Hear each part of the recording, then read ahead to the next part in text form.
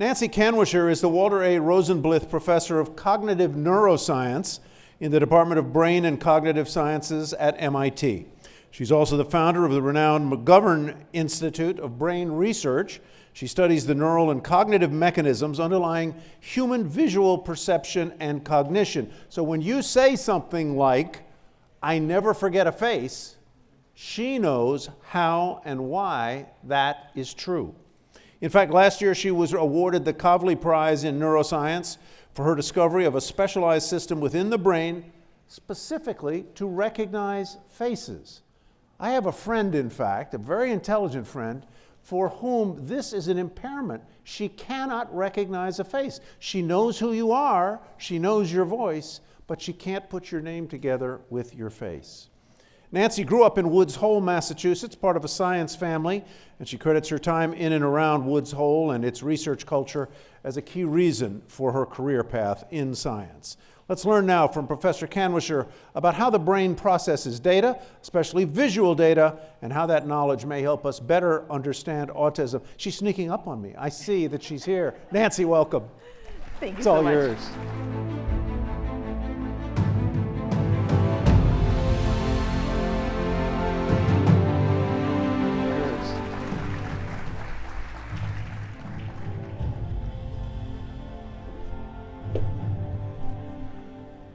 Hi, everyone. Lucky us to hear all these amazing talks today, right? Actually. I want to start with one of the most deep questions that human beings have ever asked themselves, and that is this: what is the nature of the human mind? This question has been pondered for millennia by philosophers, artists, and poets. But today, we can approach it scientifically and very concretely by studying the organ that implements the mind. That is, to get insights about the nature of the mind, we can look at the functional organization of the brain.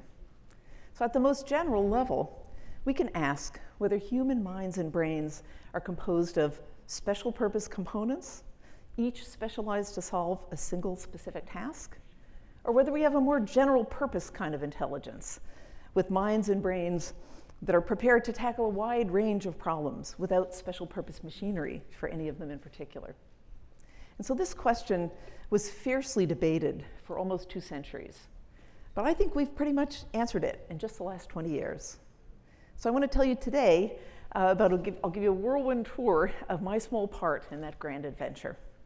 And it starts with the invention, not by me, of functional magnetic resonance imaging. And the basic idea of fMRI is that neural firing is metabolically expensive. And that means that if a bunch of neurons right there in your brain start firing, you need to send more blood flow to that part of your brain. Just as if you run around, you need to send increased blood flow to your leg muscles. So that's the basic idea. And so we decided to use this method to ask whether there's specialized regions in the brain for face recognition. And so in one of our early experiments, we simply popped people in the scanner and scanned their brains while they looked at images of faces and images of objects. And we asked, are there any parts of their brain that produce a higher MRI signal or higher neural activity when they were looking at faces than objects?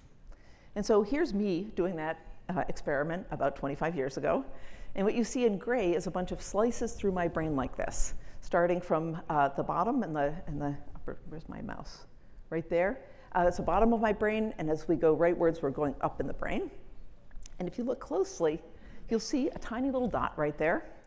And that's a region where the statistics are telling us that the MRI signal was higher when I was looking at faces. These are these higher peaks than when I was looking at objects.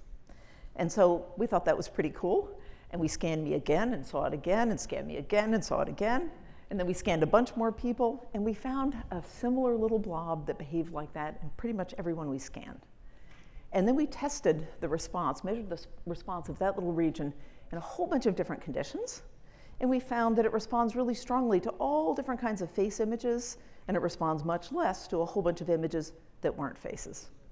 And so we concluded that that region really responds selectively to faces. And that's pretty cool, but it doesn't really answer the question we really want to know. The question we really want to know is, do you need that region for face recognition? Does it play a causal role in your ability to recognize faces? And so to answer that question, you can't just measure responses from the brain, you have to disrupt the brain. And that's why I was really excited when I got a phone call a bunch of years ago from a colleague telling me that this gentleman right here was awaiting neurosurgery in a hospital in Japan, neurosurgery for intractable, pharmacologically resistant epilepsy. And so to try to treat his epilepsy, the neurosurgeons had placed electrodes all over the bottom of his brain here. And the reason that that was interesting to me is by comparison, here's the bottom of my brain showing you my face selective regions in red. And you can see that the electrodes in this guy's brain go right over the territory that looks like that might be where his face regions were. So we quickly emailed them some images, and this gentleman very kindly allowed us to record responses in his brain when he was looking at our images. And so what we saw was that a couple of electrodes right there in that part of his brain produced a very strong response that's shown in red here when he was looking at faces, and practically no response when he was looking at objects or digits or Japanese characters or anything else. And so that's pretty interesting, and it shows us much more direct evidence for that the actual neural responses, not just blood flow, increase strongly and selectively for faces. But the really interesting part happened when the neurosurgeons decided, for clinical reasons, that they needed to electrically stimulate that part of his brain. And so I'm going to show you what he says when that part of his brain is stimulated. And he will be speaking Japanese, but there's subtitles, so be sure to read the subtitles.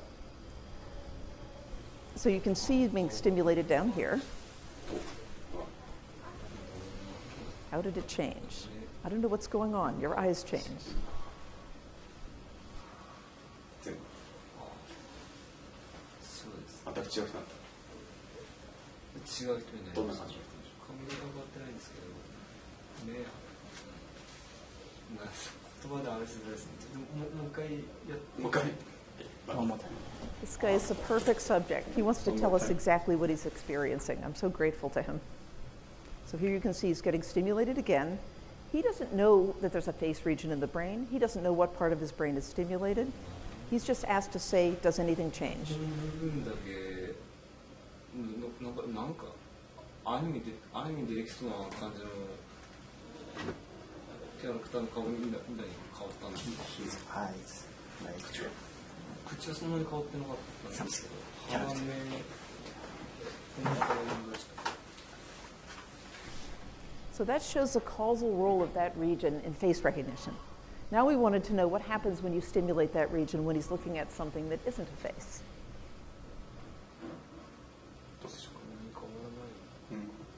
No change.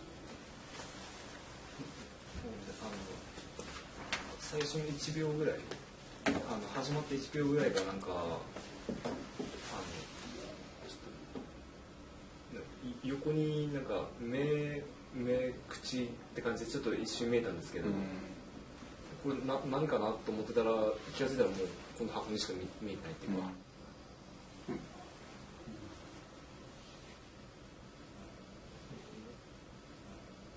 なんですかまたさっきみたいに横にその目と口って感じでちょっと。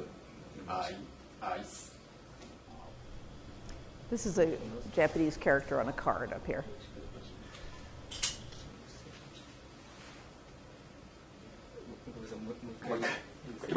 More, please. One more time.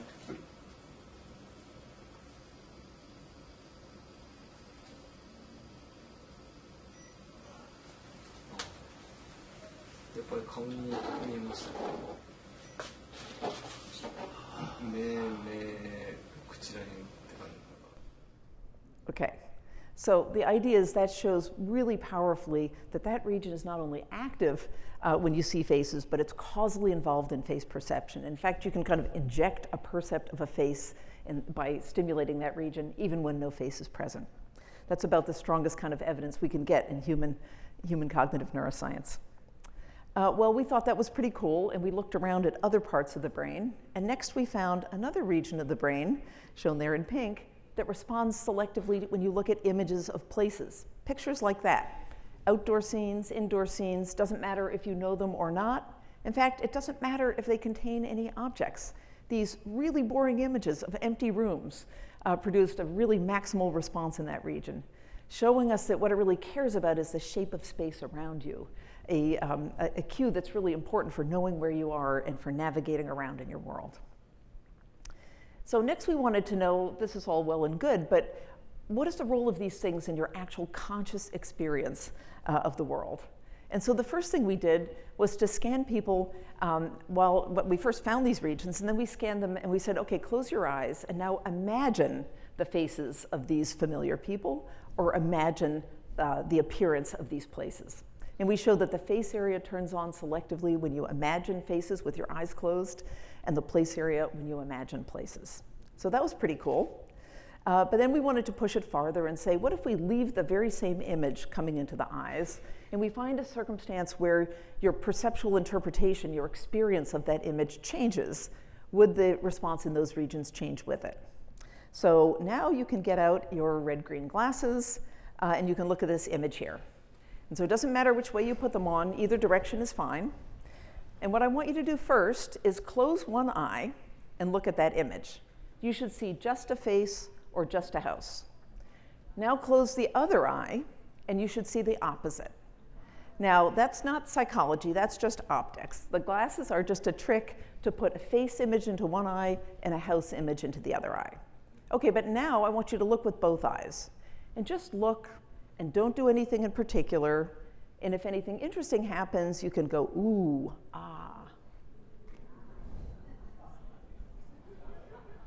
If it doesn't work for you, don't panic. There's nothing wrong with you. This should work for about 80% of people. And so raise your hand if you saw the percept flip back and forth between a face and a house. Okay, great. And so if you didn't, it spontaneously switches every few seconds between the face and the house rather than the blend. Okay, so this is a way to have that very same image coming into the eyes, but have perceptual experience change. So we can unconfound and ask which thing determines the response of those regions in the brain. Is it the image coming in or your experience? So we did that very same experiment on people in the scanner. We taped those little glasses on their forehead and put them in the scanner and showed them that image.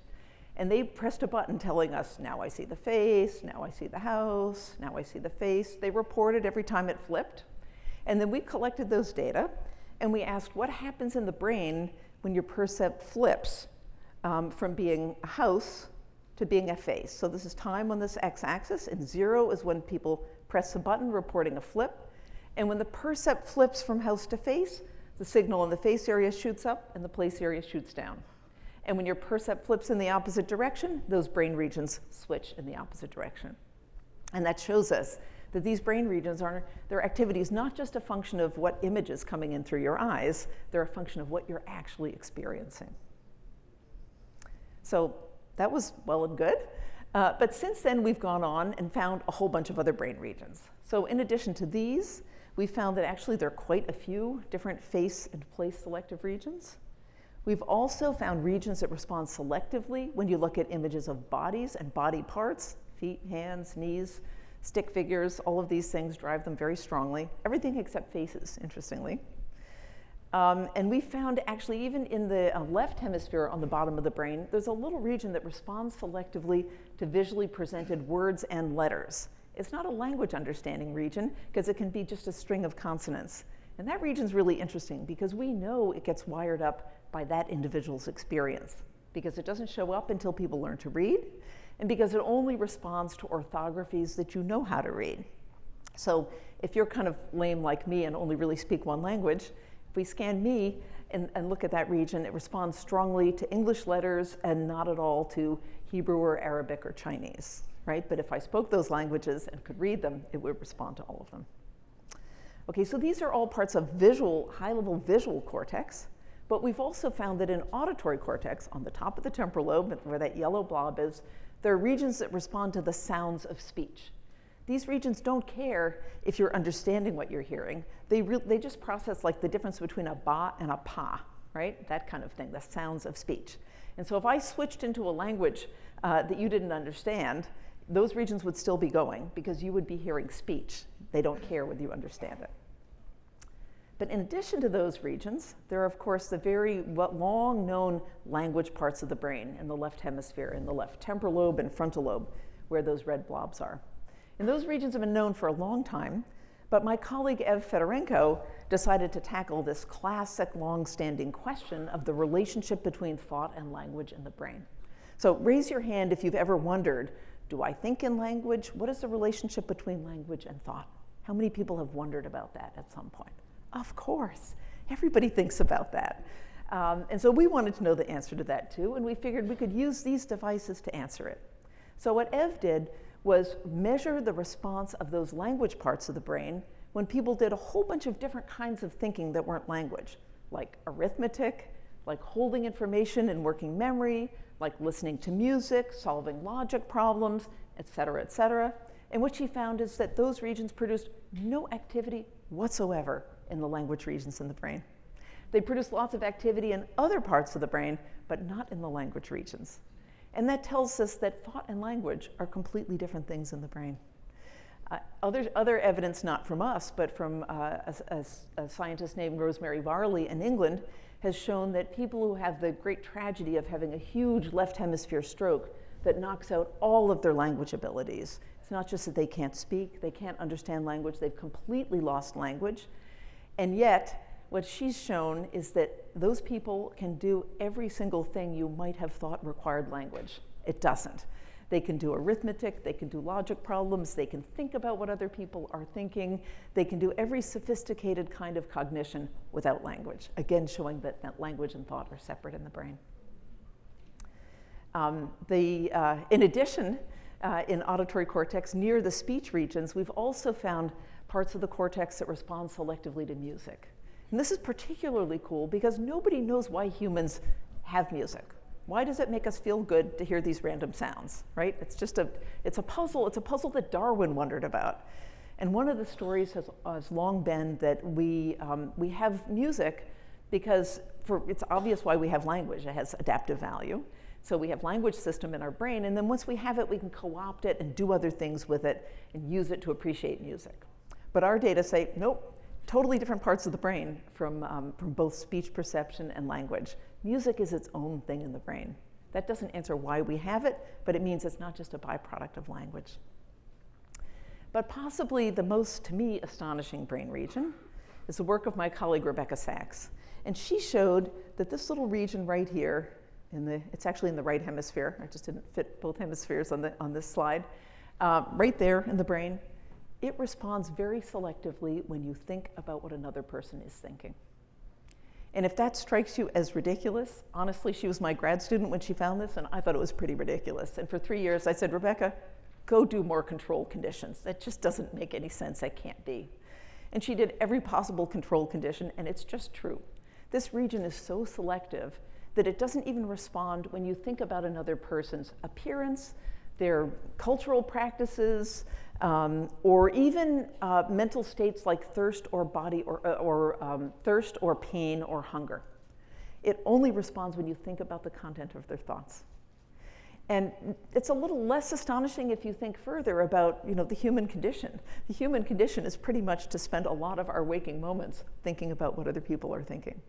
We don't care that much what people look like on the outside. We care what's going on in their heads. And so it seems like we have a special little machine in our brains to help us figure that out. In ongoing work in my lab right now, we're exploring the idea that there are other parts of the brain that are involved in not understanding the mental or social world, but the physical world. And in fact, every time you take an action at all on the world, if I want to pick up this thingamajig here or walk over the floor, I can see that it would be a really bad idea to keep walking here, right? So I have an idea of intuitive physics that tells me if I did that, that would be bad. And so every action you take requires some prior understanding of the physical world you're acting in. And we have some preliminary evidence that these regions up here seem to be involved in our physical model of the world.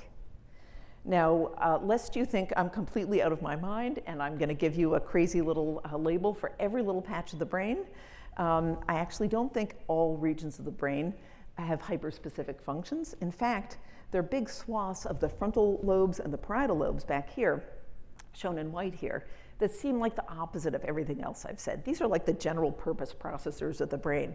And in some ways, they're the biggest mystery. Like, what is this, the brain's CPU or something? We don't know, but it's an exciting mystery. Okay, so each of these regions is present in approximately the same place in pretty much every normal person. I could take any of you and pop you in the scanner and find all of these things in less than an hour of scanning. And so the very systematicity of this organization, so similar in every person, to me raises the pressing question of how the hell does all that get wired up in development in such a systematic way in every person? And so we've been trying to understand that in various ways. And a lot of work going back quite a while has been arguing that that face area takes many, many years to develop, and that it requires visual experience with faces to get to develop. And the trouble is that all of that prior work had been run on people age 4 and up, and for good reason. It's really hard to scan kids at all. But the trouble is that really we need data from infants. And the problem is it's almost impossible to scan infants, because a functional MRI scan is like a 1 hour exposure photograph, right? Try doing that with your infant, leaving the shutter open for an hour. Best of luck to you. Well, that's the problem we have to solve scanning infants. But luckily, my amazing colleague, Rebecca Sachs, working with her grad students and her own son, Arthur, spent about 5 years figuring out how to get decent functional MRI data from infants. And Arthur was a hero. He was scanned many times in his first year of life. And then later, our joint grad student, Heather Kosakowski, worked with me and Rebecca and really improved on the method. She made new detector devices for scanning infants, like this cozy little contraption. The kid is in a nice little cozy car seat, and the detectors get snuggled right around his head. And using that method, Heather scanned 83 infants in the course of one PhD. It's hard to express how astonishing that is. Like, every one of them is touch and go, and like a lot of them are kind of train wrecks. But Heather persevered, got lots of data, and it paid off. She found face, place, and body selective regions in 5-month-old infants. And so that doesn't fully answer the question of how they develop, but it constrains the hypothesis space and says they're there very early. It doesn't take many years for them to develop. What about this question of whether you need experience with these stimuli for these things to get wired up? Well, my former postdoc, Ratan Murthy, decided to take a whack at that question by scanning congenitally blind people while they felt 3D printed models that he made of faces, scenes, hands, and objects. So the high-tech device is, here's the person in the scanner bore with a disc of cardboard, and these little 3D printed models velcroed onto the cardboard, with a postdoc rotating the cardboard every few seconds so the subject can just lie there and feel the objects as they go by. And so first, let me show you what sighted subject data look like looking at these stimuli. So these are the usual face-selective regions looking up from underneath the brain. So this is the back of the brain and the front, and we're looking up here, and that's the fusiform face area right there. In sighted subjects looking at these stimuli. And here it is in blind people feeling those stimuli. People who have never seen faces still have face-selective responses by touch in that region of the brain. So apparently, you don't need to have ever seen a face to wire up that region in development. Okay, so I've been arguing that the brain has this set of highly specific regions at each of which implements a very specific mental function, and that each of those is present in every one of you in pretty much the same location. And I like to think of this as an initial, very rough sketch of the structure of the human mind. Lots more we need to do to flesh that out, but I think it's exciting to even have this initial rough sketch. And it answers the question I started with, that we really do have something much more like a Swiss Army knife in our heads, with multi-purpose or very specific purpose, particular components rather than one multi-purpose system. I've also argued that these same regions are not just activated selectively, but are causally involved in your experience and thought, and that these regions arise very early in development, and they may not require a lot of experience to wire up. And so there's obviously loads more questions we haven't yet answered, But I want to mention the last question that I'm really excited about, which is I have ended every talk for about 20 years saying, okay, that's cool, we have all these specialized regions. Why is that a good way to design a brain? And then I just say, I have no idea, end of talk. But in the last few years, I think we can actually approach that question, and I'm really excited about it. And what we've been using is tools from AI. Big topic today, and big topic in my lab too. So what we're finding, what many people are finding, is that artificial neural networks that are not designed to mimic brains at all, that are simply optimized through learning methods to do human-like tasks like object recognition or face recognition or speech recognition. This is why you can take dictation to your iPhone and it will do pretty good, and why it recognizes your friends' faces, et cetera. These are all AI models trained in this way. And what we're finding is, to my astonishment, that the parts of the brain that implement these functions have striking similarities to the AI models, even though they were not designed, the AI models were not designed to mimic the brain. And so I think what that means is that the problem space is very constrained, and there's only so many ways to solve these problems, and that the AI models, through machine learning, discover similar solutions to what brains do. And so just as one little example of this, we wanted to know, why would the brain allocate a whole separate region for face recognition? So we took an AI model and we trained it on object classification and face recognition.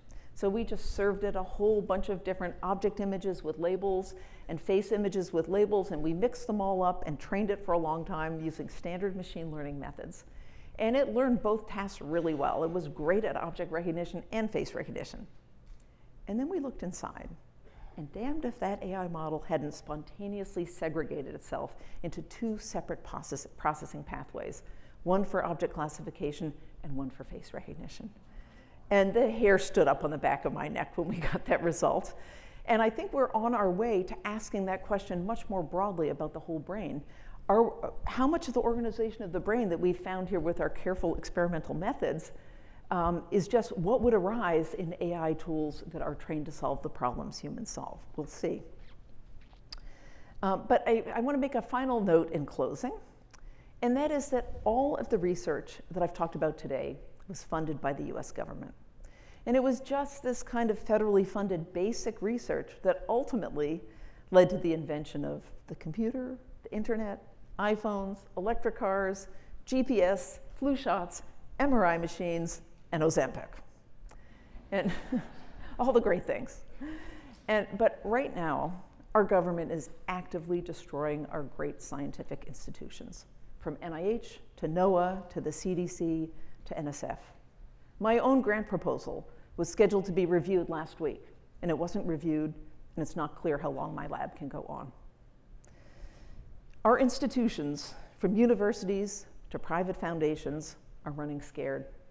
And that means it's on us to stop the destruction of American science. So I ask that each of you use whatever levers of power you have to demand that our government reverse the firings of our country's scientific institutions, restore the normal grant review and funding process, and rebuild our global leadership, once completely unrivaled in the world, actually for 80 years, in science. And we do that to save lives, to drive American innovation and competitiveness, and to reveal the fundamental mysteries of the universe. Thank you.